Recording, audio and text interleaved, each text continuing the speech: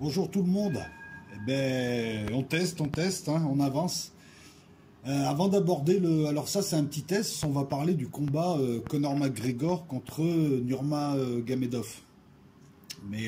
Donc voilà, on teste un petit peu des formules avec OBS hein, pour essayer d'avoir quelque chose de fini. Et avant de démarrer l'article, donc pour les quelques trolls pourris qui ont montré leur vraie nature et qui n'ont rien d'autre à dire et à faire qu'à suivre et à balancer des pipeaux. Je vous rappelle à toutes et à tous qu'El Loco, la chaîne, non, la chaîne La Loca n'est pas monétisée. Donc si elle est mise de côté à l'heure actuelle, c'est parce que nous, on est plusieurs, nous développons actuellement et nous travaillons sur un projet, une sorte de méta TV, une sorte de TV locaux à venir cet hiver. Et donc pendant que nous avançons, donc on a deux trois minables, deux trois trollos, deux trois trollétaires qui, eux, par contre, n'ont de cesse que de faire des signalements, faire des vidéos sur les gens, pour les traiter de quoi? De sales, de si. Ben, nous avançons, nous sommes 8000 là, donc, oui, un projet de télé, c'est-à-dire projet de télé de hangout hors les murs. On fera des hangouts ailleurs, on aura des invités, on a plusieurs chaînes, hein. Moi j'ai la Pity, j'ai El Loco, donc il y aura des lives. Alors on a testé les lives musicaux la dernière fois, ça marche. On fera des émissions thématiques. On fera des lives où on fera ensemble une vidéo, on la créera. On fera des lives où je viendrai faire la vidéo en direct avant de la poser sur El Loco. Il y aura des hangouts avec des invités, il y aura des hangouts avec des chroniqueurs. Donc on va occuper le terrain. Il y aura même des émissions musicales, des fonds sonores avec une image qui filme l'extérieur. Donc El Loco, la Pity, il y aura Aziz, la chaîne d'Aziz et d'autres encore qui vont y participer. Donc on va peut-être essayer de faire quelque chose cet hiver, doucement mais sûrement, et on teste des formules et on teste des outils. Et donc voilà pourquoi ça me fait rigoler quand j'entends des personnes qui ne peuvent rien faire et qui en sont au mensonge et au déni de réalité, puisque bon, elles ne font plus rien que troller depuis des mois alors qu'elles étaient venues sur YouTube soi-disant comme des tronches, faire des lives, faire des créations alors qu'elles créent rien du tout. Je suis content puisqu'en fait moi je n'ai qu'à avancer. Moi et ceux qui me soutiennent, vous êtes nombreux. Je remercie Frédéric, je remercie Asie, je remercie beaucoup de gens qui viennent. Et pendant ce temps, eux ils trollent, donc j'ai un peu pitié pour eux, quoi, parce qu'en fait tout le monde s'en fout de ce qu'ils font, surtout qu'ils n'ont aucune audience. Voilà, j'aimerais venir à... Fallait que je précise quand même, parce que de temps en temps, tu as des gens qui viennent me dire, mais est-ce que c'est vrai que... Non, non, on m'a pas striké, la preuve... Je fais des lives quand je veux et je vais en faire beaucoup plus. Et ça va être une TV locaux. TV locaux, je vous dis, il y aura de la diffusion, plusieurs heures tous les 2 jours, peut-être tous les jours. On verra, parce qu'après, si on est plusieurs à intervenir, ça peut être tout le temps. On essaiera de varier, d'apporter pareil, hein, j'en profite là. Hein. S'il y a parmi vous des chaînes, des petites chaînes qui ont envie de voir leur contenu être diffusé sur cette TV, vous me le dites. S'il y a parmi vous des gens qui veulent intervenir, donc on va commencer à caster un petit peu les gens qui interviendront. J'appellerai ceux qui sont déjà inscrits. Mais voilà, donc TV locaux, il y aura moi, il y aura Aziz sûrement, il y aura les autres, ceux qui nous suivent depuis 2 ans maintenant. Ça fait 2 ans que je suis sur YouTube. L'objectif, c'est de créer quelque chose avec des tables rondes, avec ce que vous voulez. En fait, vous proposerez, on disposera, sachant que nous serons plusieurs. Et ça, c'est important de le dire, parce que ça permettra d'être là en permanence. Moi, je travaille à côté, je ne peux pas tout faire. Voilà pourquoi jusque-là, je me limitais aussi. Hein, c'était ça qui limitait les hangouts, hein, c'est que ça prend du temps, de l'énergie, je fais autre chose. Là, on pourrait être plusieurs. Et je compte sur tous les anciens, hein, parce que... voilà, et j'en profite pour dire à tonton Rnina d'arrêter ses conneries, de réapparaître, parce que c'est un projet à sa mesure aussi.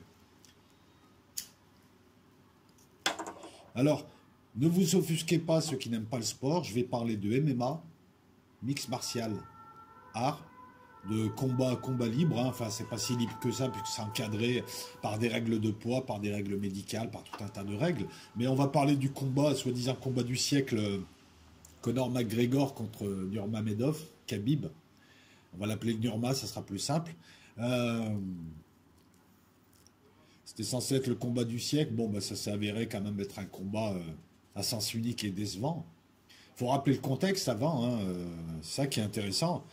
Depuis des mois, McGregor insulte Nurma. Il a insulté son père, il a insulté sa religion, il l'a traité de terroriste, il a agressé le bus où ils étaient, il en a fait, mais il a passé son temps à faire du trash talking parce que de toute manière c'est son image. Et il n'est pas sanctionné lui. C'est pour ça que si l'autre est sanctionné après le combat, je serais étonné. Voilà. Donc, il fait du trash talking, hein, souvent pas méchant, mais allez voir un petit peu. McGregor, on le connaît pour ça. Et puis, c'est aussi un excellent combattant. Ça faisait 2 ans qu'il n'avait pas combattu en MMA. L'an dernier, il avait combattu contre Mayweather. Bon, un combat, on va dire les 4 premières reprises. Mayweather n'a rien fait volontairement. On lui a dit, bon, tu le fais durer. Mais il a eu quand même le mérite de tenir 6 reprises face à Mayweather. C'est un excellent combattant, on le sait. C'est un chambreur. Et l'autre en face, il est un peu premier degré, il n'aime pas trop, il s'est fait insulter, il voulait combattre. L'autre, c'est un petit jeune qui est très très bon au sol, c'est un grappleur. Et McGregor, c'est plus un striker, c'est plus un type qui cogne et qui après finit au sol, mais qui cogne d'abord. Voilà. Donc, une rencontre tendue, explosive. Les deux coins ne s'aiment pas non plus, on le verra à la fin. Ça fait 2 ans qu'il n'a pas combattu McGregor. On se posait la question à savoir est-ce que McGregor pourrait, oui ou non, est-ce que McGregor pourrait, oui ou non, tenir. Et on a vu que non, malheureusement. Alors, dès le début du combat, j'essaye d'illustrer un petit peu, hein, parce qu'on n'a pas le droit aux vidéos. Même si, pour ceux qui aiment, vous pouvez voir le combat sur MMA Core. MMA Core. Il y a tous les combats en général, vous ne les voyez pas en direct, mais vous les avez 1 heure après. Ça, c'est pour les gens qui aiment, hein. Parce que c'est des combats en général qui se passent à 4 heures. C'est bien, on pourra commenter avec OBS des combats, on pourra commenter du foot, on pourra commenter des débats politiques. Bon, je reprends. Donc là, on voit d'entrée de jeu, et on le verra tout le long du combat, que le corps trahit la peur qu'a McGregor. Le corps montre clairement qu'il a peur de son adversaire, qu'il n'est pas prêt. Voilà, donc là déjà on le voit avancer un petit peu n'importe comment. Il avait prévu de le toucher à la mâchoire, il avait dit de son adversaire qu'il avait une mâchoire de verre. Finalement on va voir l'inverse, puisque dès la première reprise, son adversaire boxe mieux que lui, le touche, l'envoie au sol, on le voit à un moment donné partir au sol, c'est pas très grave, et le prend pendant 4 minutes dans la cage pour l'étouffer. Le prend pendant 4 minutes dans la cage pour l'étouffer. Voilà. McGregor se débrouille bien, certes, mais tout de suite il est touché. Tout de suite l'autre frappe, touche et emmène au sol, le bloque contre la cage, se serre son jiu-jitsu. Alors, c'est ça qui est chiant dans un combat. Malheureusement, c'est ça qui est chiant dans le combat, pour ceux qui regardent ce genre de combat. Ce qui est chiant, c'est quand il y a des phases de sol, parce que si vous n'y comprenez rien à ces phases de sol, vous emmerdez. Or, c'est des phases très techniques. On a pu voir qu'il avait un super placement, qu'il contrôlait le poids avec son corps, qu'il se répartissait bien, et surtout en plaquant McGregor contre la cage, en le smashant. Bon, il voulait le sanctionner, hein, on l'a vu tout le combat, il voulait lui faire mal, mais il voulait le fatiguer. Et on voit McGregor contre la cage, là... il fait moins le fier, et on voit qu'il est carbonisé. Alors que l'autre, pendant 4 reprises, non seulement il était là, présent, mais en plus il avait un cardio de fou, quoi.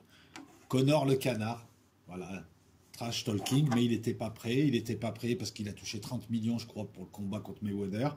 Il n'était pas prêt parce qu'il s'est embourgeoisé, alors que l'autre a encore faim. L'autre a 27 victoires sans défaite, dont une dizaine, je crois, à l'UFC. McGregor a 4 défaites honorables. Donc là, on voit quelqu'un, McGregor, qui est très très bon, hein. C'est quelqu'un qui a beaucoup apporté, on ne va pas le dénigrer sur ce combat, mais sur ce combat, il n'est pas prêt, on sent qu'il s'est embourgeoisé, et le combat va durer 4 reprises, mais pendant 4 reprises, c'est à sens unique, hein. Ça touche là-haut. Voilà, je vous mets un petit peu des images. Ça touche, ça va au sol, ça frappe au sol, ça châtie bien. Vous voyez, voilà, c'est... Non, mais c'est assez... On va essayer d'agrandir un petit peu certaines images, voilà, des amener au sol de fou. Vous voyez ?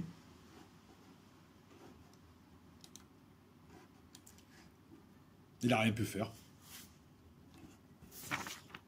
Alors, tout le combat, c'est ça. Il n'a rien pu faire du tout. Et à la fin, c'est ça où... On sent, parce que moi jusque-là, je pensais que l'autre avait encaissé le trash talking sans foutait un petit peu, parce qu'on connaît McGregor, hein, il n'est ni raciste, ni anti-ci, ni anti-ça. Il balance des trucs, quoi, il chambre, c'est tout. Il était soutenu en plus. À la fin, voilà, hein, ça finit, il passe les crochets. Je vais vous passer ça.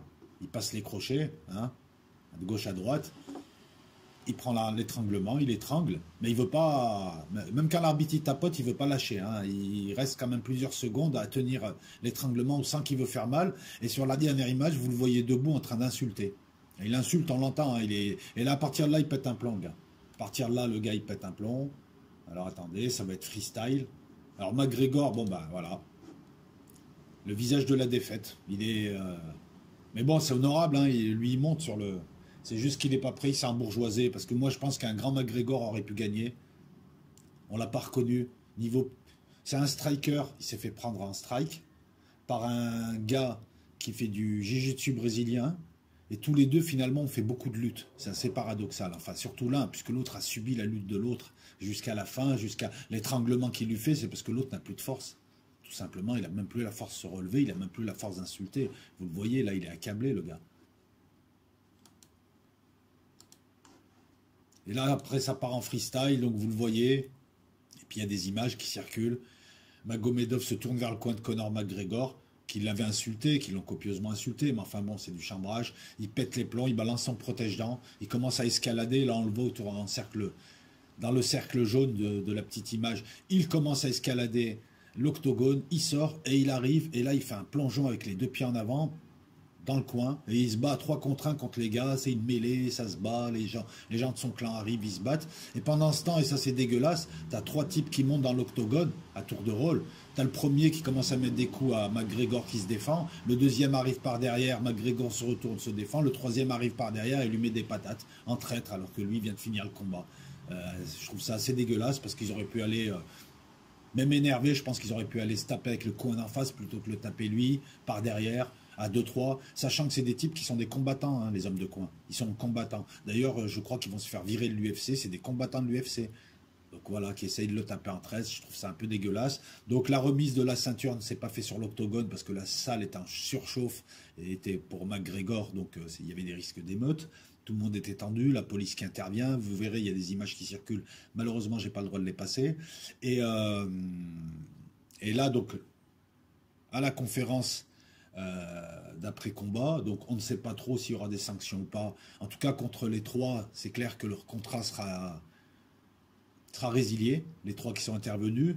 Contre Nurmagomedov, je ne pense pas qu'il y ait de quoi que ce soit, puisque finalement, s'il le sanctionne lui, pourquoi il ne sanctionne pas le trash talking de l'Irlandais, l'attaque du bus, quand il a attaqué le bus il y a quelques mois aussi, le bus de Nurma, personne ne l'a sanctionné, non, et puis bon, il a acquis le titre de manière vraiment incontestée, quoi. Même si tu as, je crois, Tony Ferguson, il me semble, hein, le meilleur combat de la soirée, c'était Tony Ferguson, Anthony Petit. Là, il y a l'un des prétendants au titre. Et il me semble que c'est Ferguson. D'ailleurs, j'ai vu le combat. Là, ça bouge, hein, par contre. Là, ça bouge, c'est assez mouvementé. C'est un très, très, très beau combat. Mais grand seigneur, McGregor, grand seigneur, alors a demandé une revanche. Il a tendance à gagner ses revanches. Déjà contre Diaz, il avait gagné sa revanche. Et il n'a pas voulu porter plainte contre les 3 types. Grand seigneur. Donc voilà, donc c'est dommage que ça se finisse comme ça. Même si le gars peut te dire, ouais, il m'a insulté, il a insulté mon père, il a insulté mon pays, il a insulté mon nounours, il a tout insulté. Bon voilà. Et un grand McGregor n'aurait pas perdu comme ça, d'une manière aussi lamentable. Parce qu'il s'est fait dominer de bout en bout. Il n'avait pas de cardio, il n'avait pas faim. L'autre avait faim, avait les crocs. C'est un mec qui vient du Daghestan, c'est un russe. Il est arrivé avec ses pattes d'éléphant. Les mecs, ils ont les crocs. McGregor, en ce moment, il tourne plutôt avec des rappeuses. À la conférence de presse, il est arrivé bourré. Et on sentait dès le départ qu'il n'était pas dedans, quoi. Je veux dire, il y a trop d'argent dans ces métiers-là. Dès que tu commences à bien vivre, à avoir beaucoup d'argent, c'est mécanique, tu t'embourgeoises. Mais je pense que McGregor peut se faire une cure, hein. Peut faire une cure de combat, genre pendant 4-5 mois, pas d'alcool, rien. Et il peut revenir, hein. Mais là, on l'a pas vu à son niveau. Il s'est fait maîtriser sur ses points forts, c'est-à-dire la boxe, les points. Il s'est fait maîtriser, il s'est fait amener au sol comme un gosse de 8 ans, dans les phases de lutte. Il s'est fait plaquer dans la cage. Il ne pouvait pas bouger, il était scotché, il n'avait plus de cardio, il n'avait plus rien pareil. L'autre en face, il a fait que de la lutte. Et à la fin, il finit sur un étranglement des familles.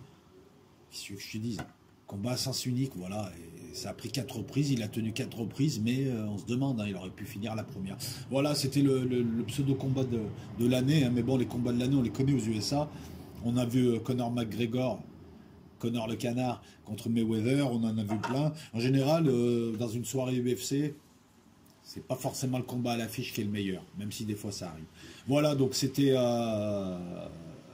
juste une petite vidéo pour tester OBS, pour parler un petit peu, et puis d'autres vidéos arrivent, puisque là je pense que je vais voir les retours un petit peu, et puis la vidéo sur Rocroi, c'est la bataille de Rocroi dont on va parler, hein. Je vous ai préparé un truc un petit peu intello, va arriver là, hein. Je vais attendre vos retours, je vais voir ce que ça donne, surtout au niveau du son, et on reparlera un petit peu de ce projet TV locaux, puisque ça va être lancé là, hein, dans les jours qui viennent. Voilà pourquoi je consacre mon temps plus à ça qu'aux bêtises des trolls ou à des chaînes démonétisées. La Pity reste parce que ce sera une chaîne où je passerai des émissions musicales. Voilà, TV locaux, ce sera sur plusieurs chaînes. Ça sera chez Aziz, ça sera... on va être imaginatif et on va le faire ensemble. Ciao à toutes et à tous et merci. Voilà, vos commentaires pré-approuvés.